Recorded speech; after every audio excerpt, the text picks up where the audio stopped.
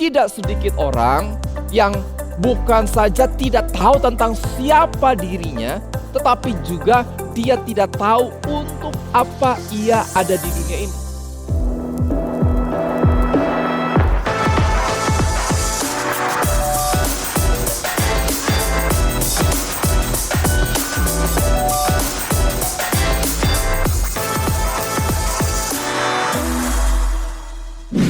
Halo mahasiswa, ketemu lagi di ibadah online khusus mahasiswa Kampus Connection. Masuk di minggu kedua bulan September nih. Buat teman-teman yang baru mulai kuliah, semangat terus ya menjalani setiap tanggung jawab dan kegiatan yang ada. Selalu andalkan Tuhan dan gue jamin semua bakal terlewati dengan penuh kemenangan. Iya, ngomong-ngomong minggu kedua bulan September nih, berarti tandanya kita semakin dekat ke Worship Night tanggal 16 September ini jam 7 malam. Tentunya aja di Pasir Koja 58. Save the date dan jangan lupa ajak teman-teman kalian ya. Dan buat kalian yang di Bandung, gua gak akan bosen nih buat ngajakin kalian ke ibadah onsite. Langsung aja ke Pasir Koja 58 pukul 10 pagi. Yuk datang before time dan ajak juga teman-teman kalian ya. See you guys on Sunday. Sekarang saatnya kita memberikan persembahan yang terbaik untuk Tuhan. Kalian bisa transfer ke rekening atau scan QR code yang ada di layar. Selamat memberi.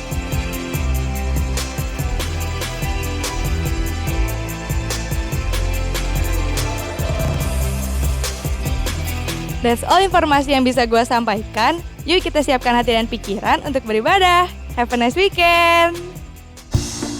Semua semangat memuji Tuhan hari ini. Sama-sama kita berikan nyanyian yang terbaik untuk Tuhan Yesus. Here we go. Tiada tandanya, tiada bandingannya, kebaikan-Mu Bapa di hidupku. Pengubah segalanya.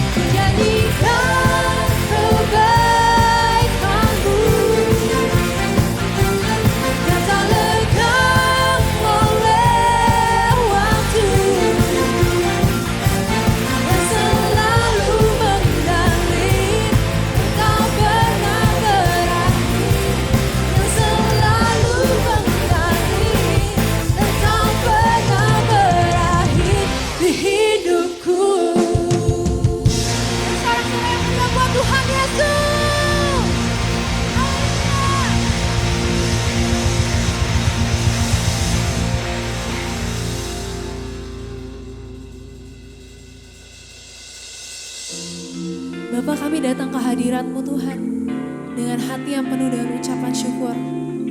Karena kami tahu Tuhan, Kami memiliki Allah yang selalu ada beserta dengan kami dalam musim kehidupan yang kami Bapa. Dan inilah ungkapan hatinya kami untuk-Mu Tuhan.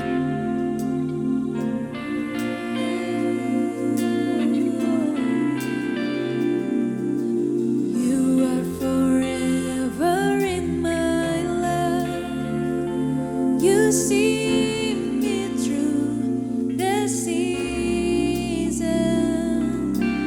cover me with your hands and lead me in your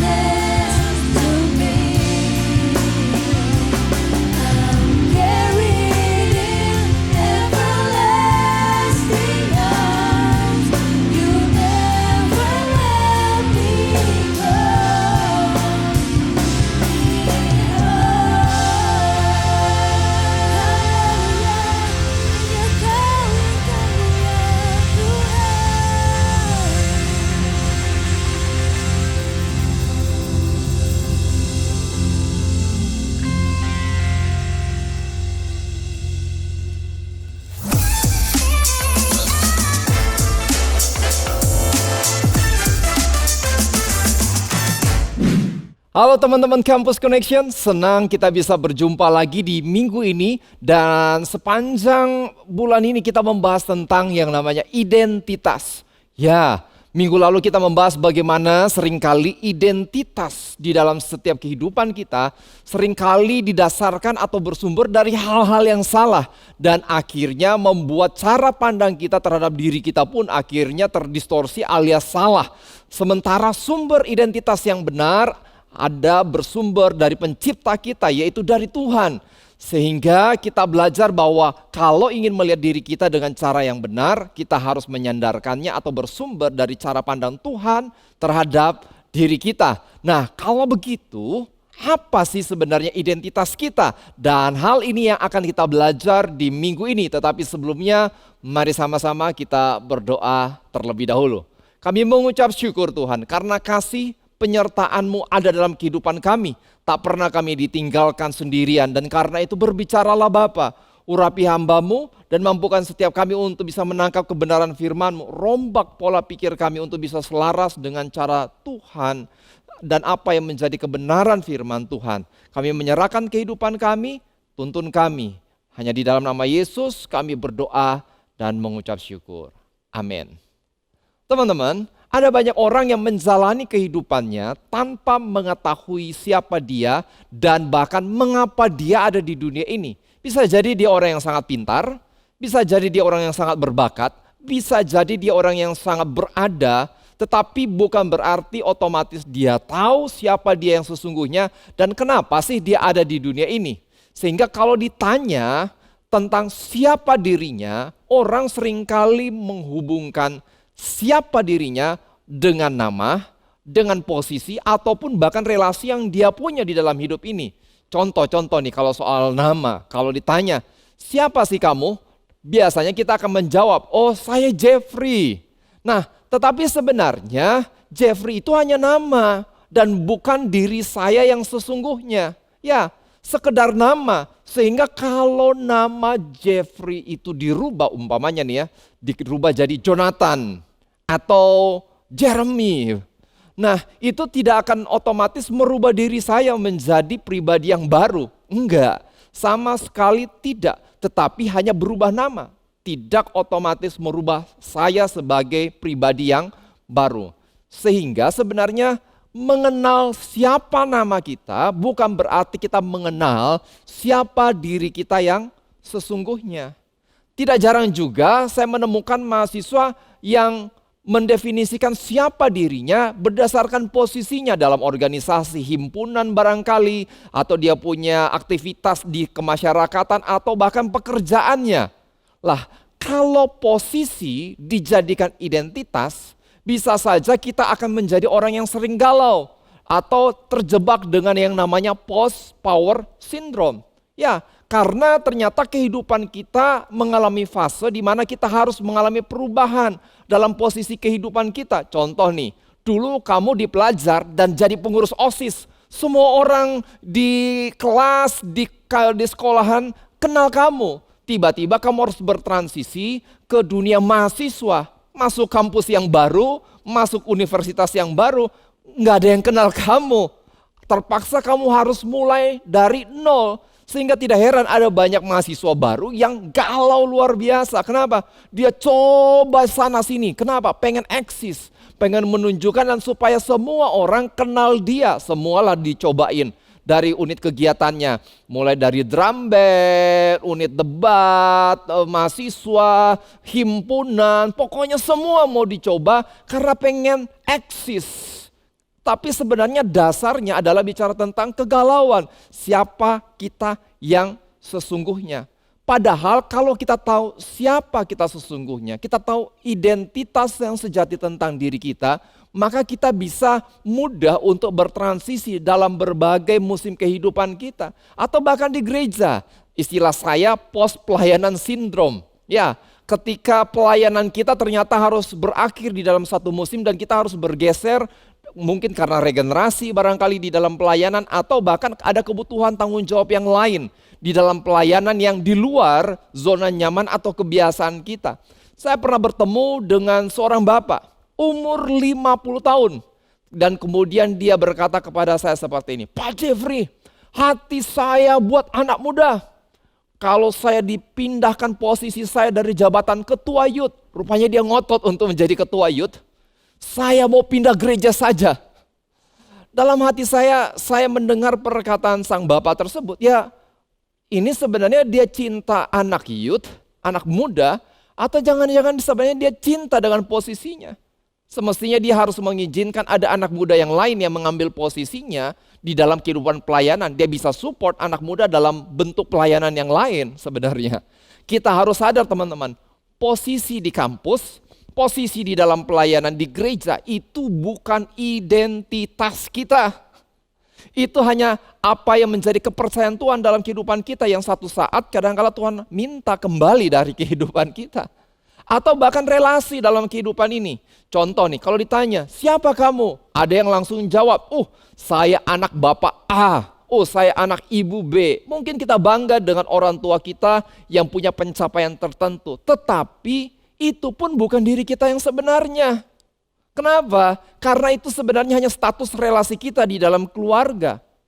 Kalau kita sandarkan semuanya kepada ayah dan ibu kita, bagaimana seandainya kalau Tuhan memanggil orang tua kita kembali? Apakah kita otomatis kehilangan identitas kita? Kalau kita sandarkan kepada orang tua kita, identitas kita yang sesungguhnya, maka satu saat ketika mereka berpulang, kita akan menjadi orang yang paling galau sedunia dan tidak bisa melanjutkan kehidupan kita. Teman-teman, life goes on. Kamu dan saya harus berlanjut terus kehidupannya. Dan Tuhan sudah menganugerahkan identitas yang sejati dalam kehidupan kita. Sehingga kalau saya bertanya hari ini kepada setiap teman-teman yang mendengar ibadah online ini, siapakah dirimu yang sesungguhnya? Untuk apa kamu dan saya ada di dunia ini? Kira-kira jawaban apa yang akan kamu dan saya berikan? Coba pikir dalam beberapa detik ke depan. Siapa kamu yang sesungguhnya? Dan untuk apa kamu ada di dunia ini? Padahal jawaban terhadap kedua pertanyaan tadi, yaitu bicara tentang siapa diri kamu dan kenapa kamu ada di dunia ini, sangat penting teman-teman. Karena kalau kita bisa menjawabnya dengan benar, kita mengerti dengan benar, maka keberadaan kita di dunia ini nggak jadi sia-sia. Justru hidup kita itu jadi berdampak, hidup kita menjadi sukses sesungguhnya yang ingin kita capai. Karena itu mari sama-sama yuk kita baca dalam Efesus pasal yang kedua, ayat yang ke-10. Yang berbicara tentang masalah siapa kita sesungguhnya dan untuk apa kita hidup. Di dalam satu ayat tersebut, Rasul Paulus menjelaskan kepada para pengikut Kristus di kota Efesus tentang siapa diri mereka yang sesungguhnya dan apa yang menjadi tujuan kenapa mereka ada di dunia ini. Dan saya akan bacakan dari versi Indonesia dan kemudian dari NLT, New Living Translation. Efesus pasal yang kedua, ayat yang ke-10. Karena kita ini buatan Allah, diciptakan dalam Kristus Yesus untuk melakukan pekerjaan baik yang dipersiapkan Allah sebelumnya.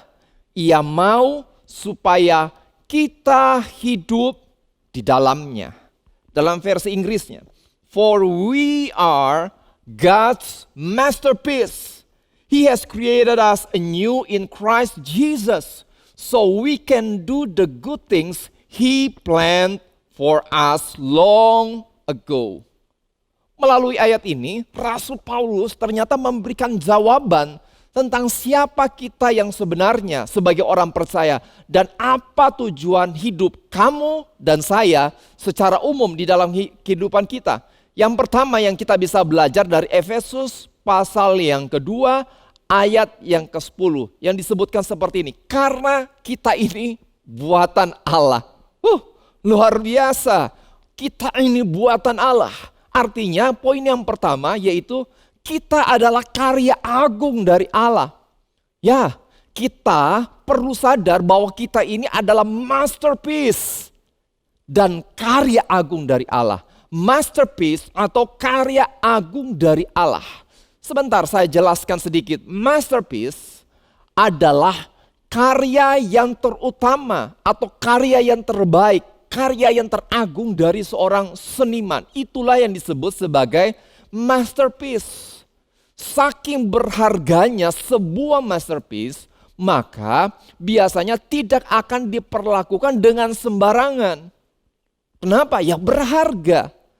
Kalau teman-teman berkunjung ke museum seni, kita akan lihat bahwa masterpiece dari seorang seniman biasanya tidak ditaruh di bagian depan dari museum. Atau kalaupun kita masuk ke bagian museum tersebut, kita nggak akan dapat di dalam ruangan-ruangan awal dari museum tersebut. Masterpiece biasanya akan ditempatkan di tempat yang paling strategis, yang paling aman dari museum tersebut. Sebagai contoh, kalau kita berkunjung ke sebuah museum Louvre di Paris, kita akan melihat ada satu masterpiece di antara semua masterpiece yang lainnya yang sangat diminati orang dan dikunjungi oleh orang. Nah, namanya adalah Mona Lisa. Kurang lebih setiap harinya ada 25.000 orang. Bukan 25, bukan 200-an, 25.000 orang setiap hari. Antri untuk melihat lukisan Mona Lisa, masterpiece. Sangat luar biasa. Dan untuk melihatnya pun satu orang dijatah hanya kurang lebih 5 menit. Ya, 5 menit. Antrinya berjam-jam, tetapi hanya untuk lihat Mona Lisa diizinkan hanya 5 menit. Kenapa demikian? Sederhana. Karena lukisan itu merupakan masterpiece. Karya yang paling agung, yang terbaik dari Leonardo da Vinci. Seorang seniman Italia yang terbesar. Karena masterpiece, maka lukisan Mona Lisa itu harganya tak ternilai. Tetapi kalaupun dipaksa untuk dinilai, ditaksir harganya, pada tahun 1962 sebuah perusahaan asuransi menaksir lukisan Mona Lisa itu nilainya kurang lebih 100 juta dolar. Nah, kalau umpamanya kita sesuaikan nih, sampai pada tahun 2021 kursnya, maka nilainya sebenarnya adalah 900 juta dolar. Untuk ukuran tahun 2021. Kurang lebih 13,5 triliun rupiah. Luar biasa. Sangat berharga. Itulah gambaran tentang yang namanya masterpiece. Nah, jadi maksud saya begini. Betapa tidak ternilainya kita juga. Karena itu yang disampaikan di dalam Efesus pasal yang kedua ayat yang ke-10. Bahwa inilah diri kita. Bahwa kita buatan Allah, masterpiece. Entah kaum pria, wanita, kaya, miskin, apapun latar belakang kita, suku, ras kita masterpiece. Kamu dan saya berharga. Di ayat tersebutlah dituliskan, karena kita ini buatan Allah. God's masterpiece. Ya, jadi jangan anggap remeh dirimu dan saya hari ini. Ingat, jangan anggap rendah dirimu. Kamu dan saya adalah masterpiece dari Allah. Yuk sama-sama katakan hari ini, saya masterpiece dari Allah. Ya, sedemikian berharganya kita. Hidup ini bukan asal-asalan teman-teman. Orang lain boleh berkata seperti itu, hidup kamu pun mungkin pernah berkata dan menganggap rendah dirimu, tetapi engkau dan saya adalah masterpiece dari Tuhan. Dan kata buatan di dalam Efesus 2 ayat yang ke-10 ini, di dalam bahasa Yunaninya adalah poema. Familiar dengan istilah tersebut? Poema. Ya, kalau kita senang dengan bahasa Inggris, kita akan langsung teringat satu kata yang namanya poem. Artinya ya hasil karya dari seorang pribadi yang cakap. Dan kalau dalam versi Inggris diterjemahkan juga dalam bentuk puisi, sajak. Jadi bukan cuma sekedar asal kata, tetapi sajak yang indah, puisi yang indah.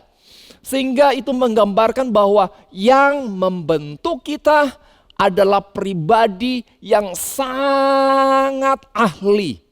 Ya, kamu unik, kamu berharga, kamu bukan buat-buatan asal-asalan. No, kamu adalah hasil karya dari seorang pribadi yang sangat ahli. Nah, sehingga nilai dari sebuah masterpiece itu tergantung dari siapa yang membuatnya, siapa yang menciptakannya. Nah, kalau Mona Lisa yang dibuat oleh Leonardo da Vinci aja ditaksir nilainya sekitar 900 juta dolar. Sementara kita yang dibuat diciptakan oleh Tuhan. Nah sekarang saya mau tanya nih, yang lebih ahli siapa? Leonardo da Vinci atau Tuhan? Siapa yang lebih berharga? Dan siapa yang paling ahli dan paling jago? Leonardo da Vinci atau Tuhan? Tentu Tuhan, teman-teman. Dan karena Tuhan sedemikian ahlinya, maka sebenarnya berarti kalau lukisan Mona Lisa $900 juta harganya, berarti kamu dan saya yang diciptakan oleh Tuhan sendiri itu luar biasa berharganya, jauh lebih berharga daripada lukisan Mona Lisa. Ya, kamu berharga, sangat-sangat berharga. Hidupmu sangat-sangat berharga. Jadi jangan anggap remeh dan jangan perlakukan hidupmu sembarangan, teman-teman. Ya, kamu berharga, saya berharga, kita semua berharga karena kita diciptakan oleh Tuhan. Kasih tepuk tangan dulu dong buat Tuhan. Ya, bersyukur. Sehingga sama-sama yuk katakan, saya adalah masterpiece dari Allah. Ya, teman-teman, kamu bukan nobody. Kamu somebody. Kamu berharga di mata Tuhan. Hari ini berhenti mengata-ngatai dirimu yang remeh, rendahan atas dirimu. Berhenti memperlakukan dirimu seolah-olah kamu barang rongsokan yang tidak ada artinya apa-apa. Hidupmu berharga, teman-teman. Efesus 2 ayat yang ke-10 tadi katakan, karena kita ini buatan Allah. Tetapi gak berhenti sampai di situ, dikatakan diciptakan dalam Kristus. Ya, bagian yang kedua yang kita perlu sadari, kamu dan saya, kita diciptakan menjadi ciptaan yang baru di dalam Kristus Yesus. Kita diciptakan menjadi yang baru, ciptaan yang baru dalam Kristus Yesus. Kenapa penting untuk sadar bahwa kita ini ciptaan baru dalam Kristus Yesus? Karena di dalam Kejadian pasal yang ketiga dicatat, tentunya teman-teman pernah baca, kejatuhan manusia di dalam dosa yang membuat akhirnya relasi kita dengan Allah rusak. Dan bukan cuma itu, dampaknya relasi kita dengan diri kita sendiri rusak. Jadi kita nggak bisa melihat diri kita sebagaimana mestinya.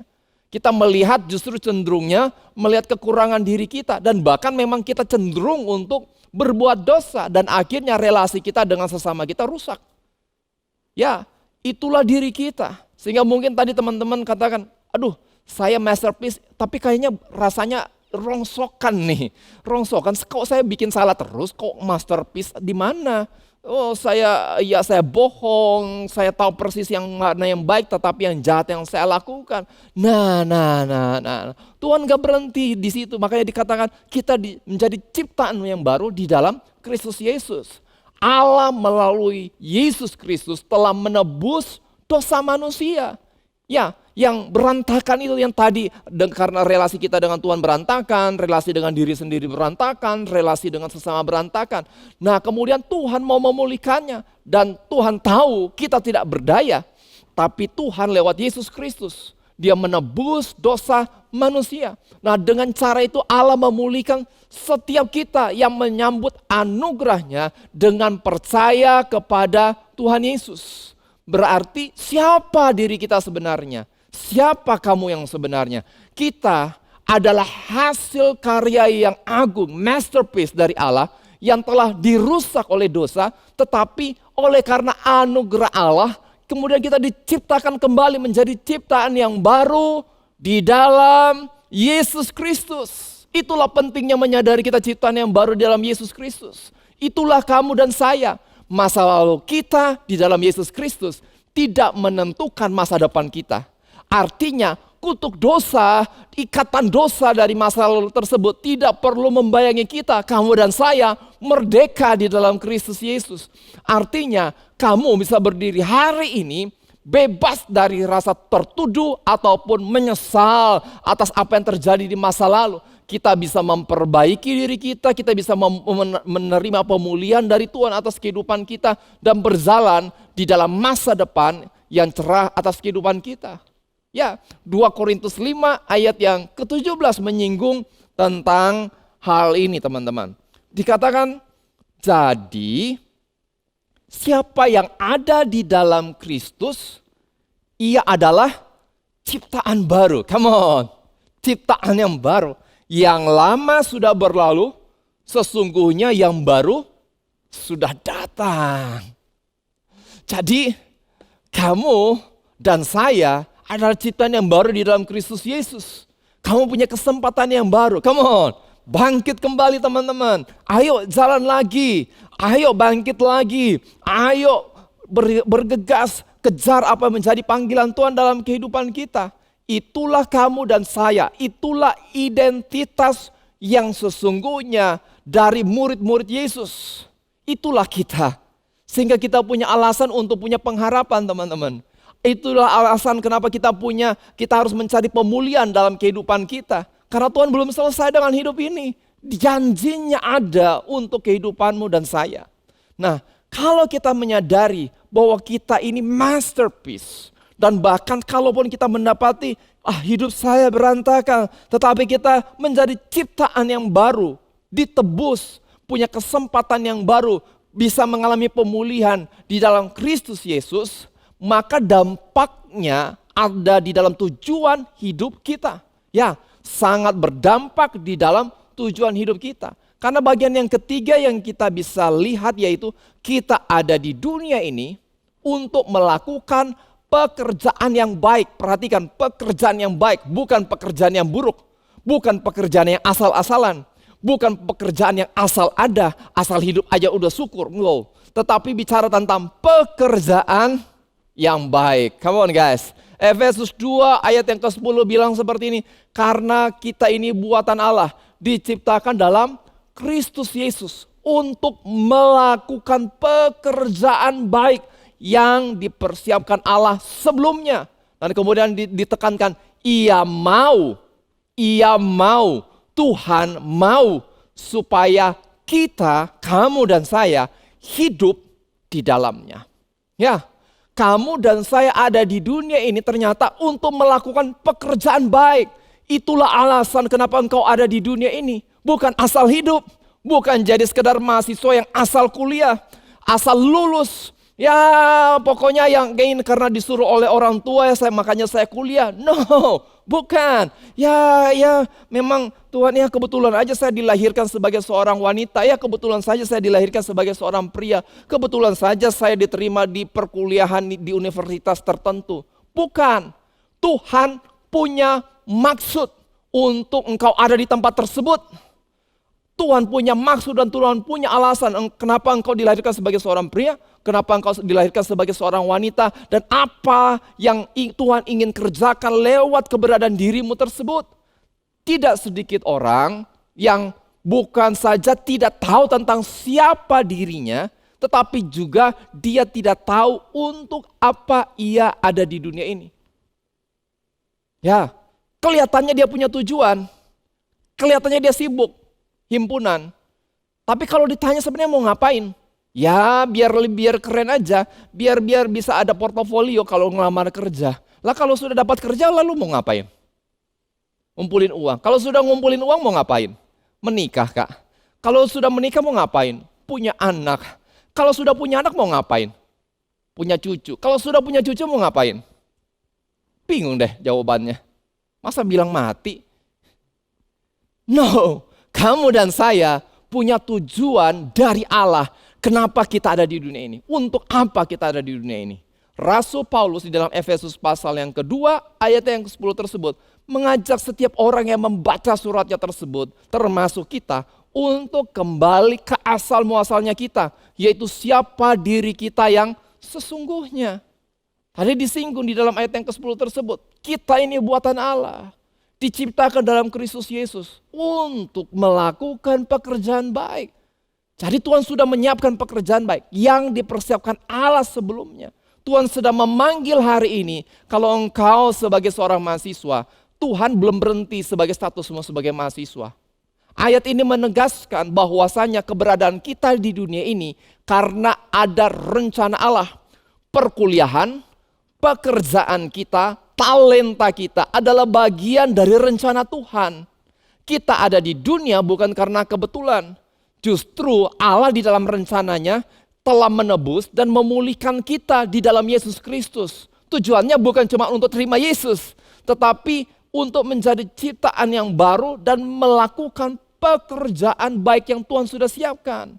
Jangan berhenti hanya terima Yesus, tetapi kejar. Tuhan mau apa sih dengan saya sebagai seorang mahasiswa?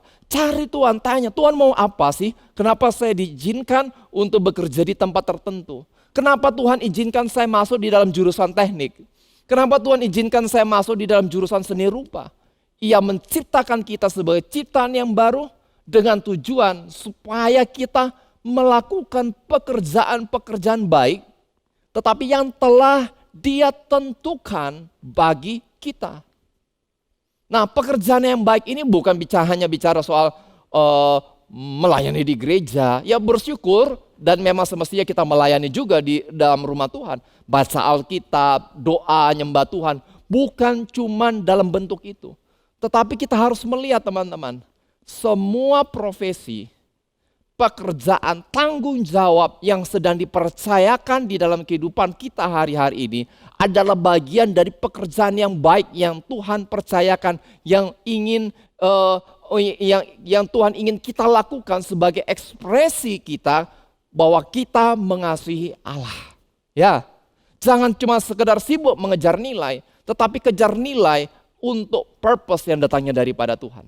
Entahkah itu urusan waktu kita bekerja, entahkah waktu kita lagi sedang kerja kelompok, entahkah kita sedang berkompetisi di dalam barangkali untuk masalah ekonomi, berkompetisi di dalam masalah pendidikan teknik, atau apapun profesi yang sedang Tuhan percayakan dalam kehidupan kita.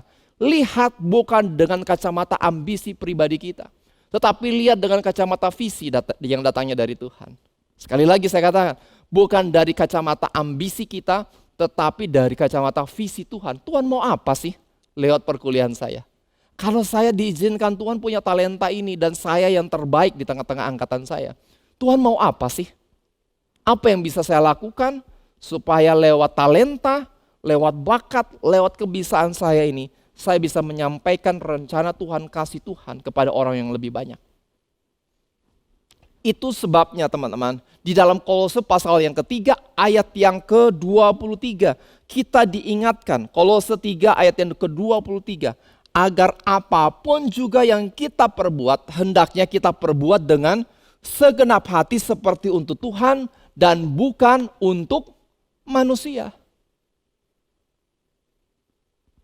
Hidup ini bukan hanya untuk kita teman-teman.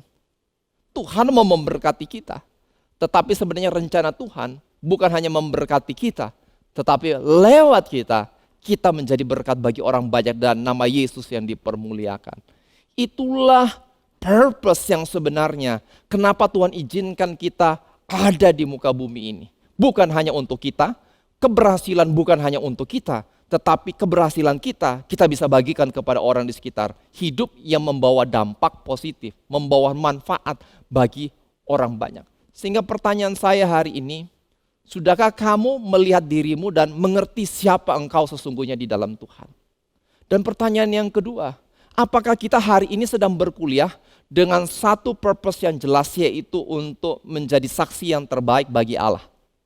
Apakah lewat pencapaian kita dalam hari-hari ini, lewat pelayanan, lewat perkuliahan, lewat himpunan yang Tuhan perizinkan di mana kita ada, apakah kita membawa dampak atau jangan-jangan kita hanya sekedar sibuk? Saya mau katakan, ayo kita datang dengan cara pandang yang benar. Kalau kita melihat batu nisan pada sebuah kuburan, kita perlu menyadari hidup manusia di dunia ini sesungguhnya tidak lebih daripada satu garis penghubung. Kalau Inggrisnya a dash, garis penghubung. Kita bisa perhatikan tuh di batu nisan. Kita akan lihat di situ tertulis nama dari orang yang meninggal. Lalu di bawahnya pasti ditulis tanggal lahir dan tanggal kematian. Lalu kedua tanggal tersebut biasanya dihubungkan dengan satu garis penghubung. Garis datar, a dash. Sehingga garis penghubung tersebut menggambarkan seluruh kehidupan kita. Dari yang waktu kita lahir sampai kita meninggal dunia. Pertanyaannya, kalau nanti kita dipanggil oleh Tuhan dan kemudian orang melihat batu nisan di kuburan kita dan memperhatikan garis penghubung tersebut, nah kira-kira apa sih yang mereka pikirkan tentang diri kita? Apakah mereka ingat bahwa kita hidup sewaktu masa hidup kita berdampak positif atau justru berdampak negatif. Kalau mereka lihat dash itu, garis datar tersebut, apakah mereka langsung terpikirkan betapa berdampaknya kehidupan kita secara positif dalam kehidupan pribadi mereka juga? Apakah kehidupan kita ini memuliakan Tuhan atau justru jangan-jangan kita mempermalukan namanya? Kalau kita ingin hidup benar-benar yang memuliakan Tuhan, ayo lihat diri kita, putuskan hari ini untuk melihat diri kita bukan dengan apa kata orang, bukan dengan apa kata diri kita, tetapi apa kata Tuhan terhadap diri kita. Mulai mengarahkan diri kita terus-menerus. Berhenti mengisi diri kita dengan pemikiran yang ada di sekitaran kita, pemikiran dari sosial media, tetapi mari lihat siapa kita yang sesungguhnya berdasarkan apa yang menjadi kebenaran firman Tuhan. Dan kemudian isi garis penghubung yang menjadi simbol tentang kehidupan kita tersebut dengan sesuatu yang punya tujuan. Tetapi bukan cuma sekedar asal tujuan, tetapi tujuan yang datangnya daripada Tuhan. Teman-teman, tragedi yang terbesar dalam kehidupan manusia yaitu ketika kita tidak mengerti siapa kita yang sesungguhnya dan tidak memiliki tujuan hidup yang benar. Mari sama-sama kita berdoa. Bapa yang di sorga, kami mengucap syukur Tuhan karena Engkau adalah Allah yang hidup dan karya-Mu tidak pernah terbatas oleh karena kami Tuhan. Dan karena itu kami berdoa hari ini, kami datang di hadapan-Mu. Kami mengatakan kami butuh Engkau. Kami butuh Engkau untuk mengingatkan terus siapa kami. Tegur kami Bapak, bahkan kalau kami lebih sering mendengar suara di sekitar kami dan suara kenegatifan dari diri kami Bapak. Tapi hari ini kami mau katakan ya kepada apa yang menjadi firman Tuhan, apa yang menjadi kata-kata dari Tuhan atas diri kami.